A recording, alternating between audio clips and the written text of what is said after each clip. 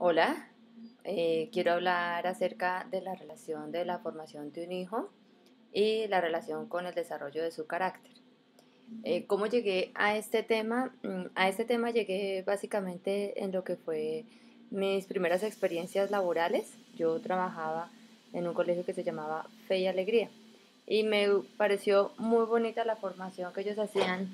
Era una propuesta básicamente que partía de la idea de si se formaba si se cambiaba la forma de pensar del individuo, se transformaba su forma de sentir y actuar respecto a sí mismo, su familia y su entorno.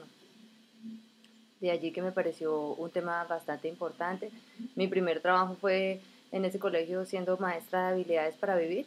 Es bien interesante porque yo siendo psicóloga, trabajando en aula con formación de habilidades para vivir, logré ver eso que en el espacio terapéutico se modifica de otra manera. Entonces es en el espacio terapéutico ver ya la dificultad desarrollada y pasar al escenario de la escuela, donde lo que se hace es formar esas habilidades en el individuo.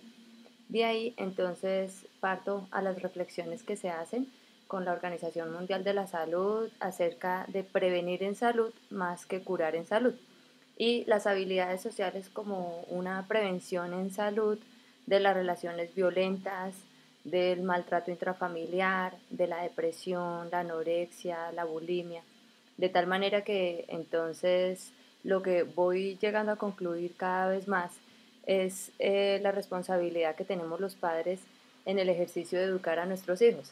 Y que si se hace un ejercicio de formación intencionado, pues se puede incidir y se puede formar ciertos aspectos que serán las herramientas psicológicas de ese niño en su vida adulta.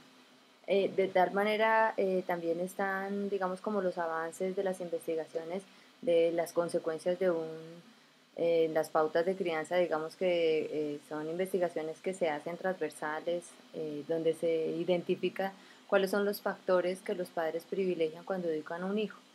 Entonces está sentirse contento con el hecho de educar, compartir la crianza con su pareja, ¿cierto? Privilegiar la comunicación y el afecto, o privilegiar los límites, o privilegiar la comunicación y el afecto. En tal punto, cada uno de los privilegios que se hace, cada decisión que se toma sobre privilegiar uno u otro aspecto, determina una u otra condición en la vida de ese individuo.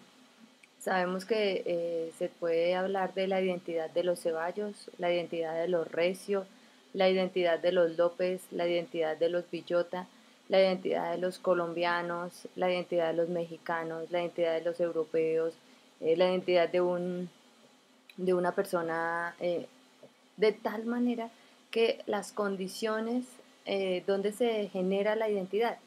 Si hay una parte en el potencial, que es la transmisión genética, que es los factores heredados genéticamente que determinan desde el color de la piel hasta la forma de relacionarse o hasta los aspectos que la persona privilegia, de qué se va a enfermar, de qué no se va a enfermar, ¿cierto?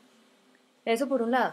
Por otro lado, está la parte cultural. El ser humano nace inmaduro.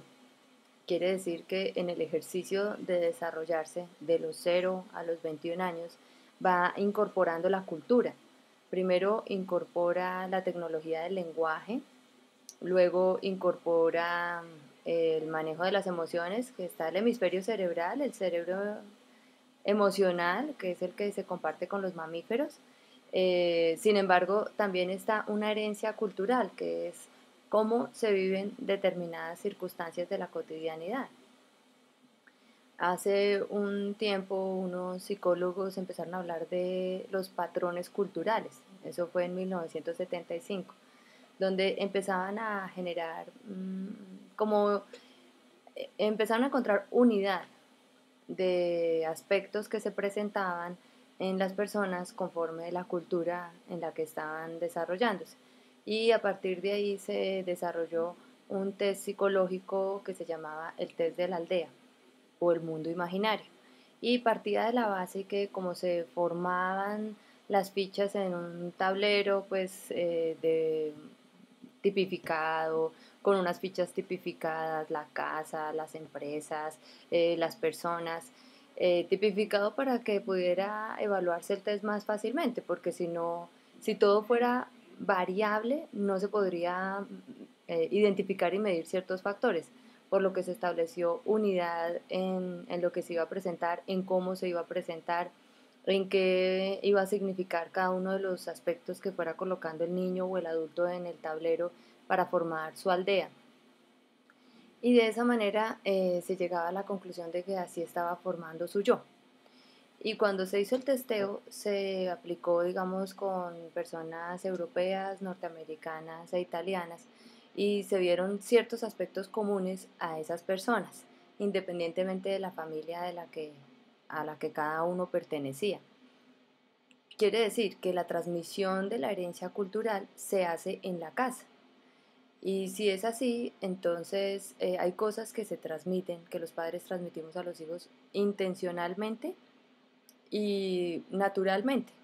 La sola forma como entonamos la voz, la forma como privilegiamos la distribución del tiempo en la casa, la forma como nos relacionamos, va dando una herencia a nuestros hijos.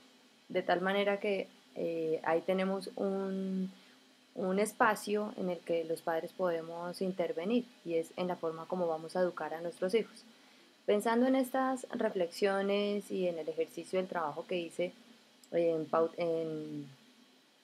en habilidades para vivir, luego también trabajando como terapeuta con niños y familias, fui desarrollando una metodología para asesorar a padres en pautas de crianza, en parte por el hecho de encontrar una relación entre el maltrato intrafamiliar y bajas habilidades comunicativas.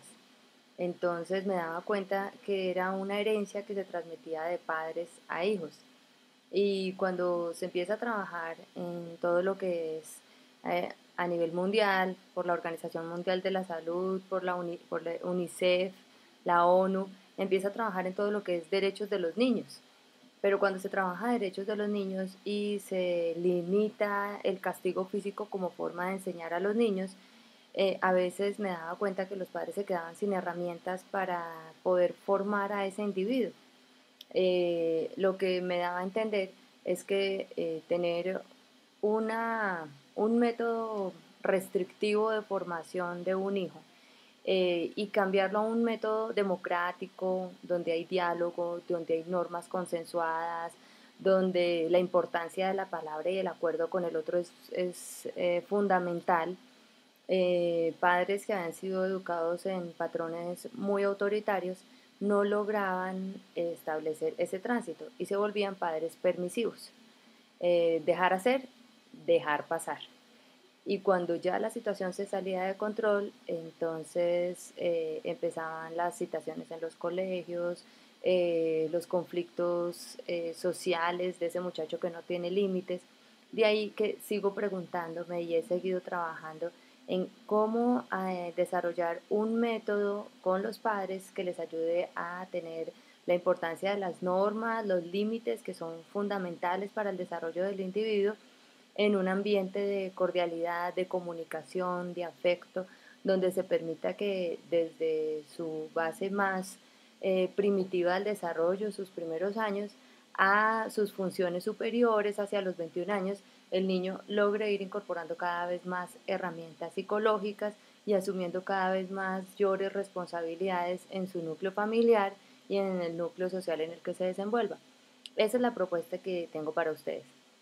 Básicamente escribí un libro que les puede orientar en ese proceso, tiene 5 capítulos, en cada capítulo voy como profundizando en este tema de la transculturación del maltrato al buen trato y voy llevando a los padres a desarrollar las herramientas de la comunicación, el consenso, la construcción colectiva de acuerdos que lleve a que ese individuo se desarrolle, no por el miedo al adulto, sino por la responsabilidad y la autonomía que le va llevando a aprendizajes mayores.